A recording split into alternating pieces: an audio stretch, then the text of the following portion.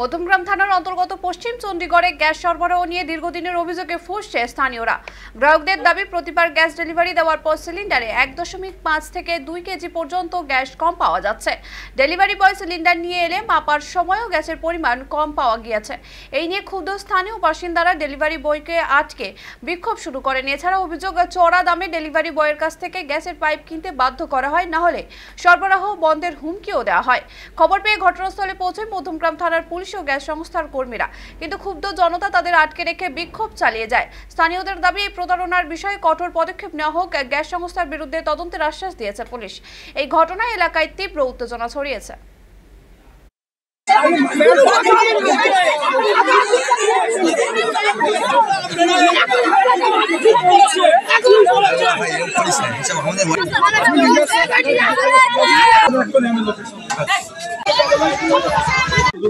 গ্যাসের দোকানে কাস্টমারের বাড়ি গিয়ে টাকা নেওয়ার এবং আপনি পাইপ দেওয়ার জন্য পোস্ট করছেন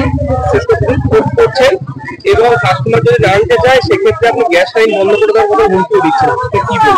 এটা বলতে যাচ্ছি, প্রথম কথা পাইপের কথা। প্রথম কথা পাইপগুলো আমরা প্রত্যেক বাড়ি বাড়িতে বলার আমাদের নিয়ম আছে, নেওয়া না নিয়ম সেটা কাস্টমারের নিয়ম, আমাদের বলার কর্তব্য। যেটা বলছি যে আমাকে কেউ অভিযোগ জানায়নি, ঠিক আছে, যদি জানাতো তার আমি স্টাফ নিতাম, কিন্তু কেউ জানে আজকে যখন জানতে পারি কাল থেকে স্টাফটা নেবো। আমি অতিরিক্ত টাকা দিয়েই পাইপ নিতে হবে, যদি না নেয় তাহলে তোমাদের গ্যাস বন্ধ করে দেওয়া হবে। করে দেওয়া হচ্ছে আমার নিজের কাকার বাড়িতে, আমার ওয়াইফের বাড়িতে করে দেওয়া হয়েছে অলরেডি।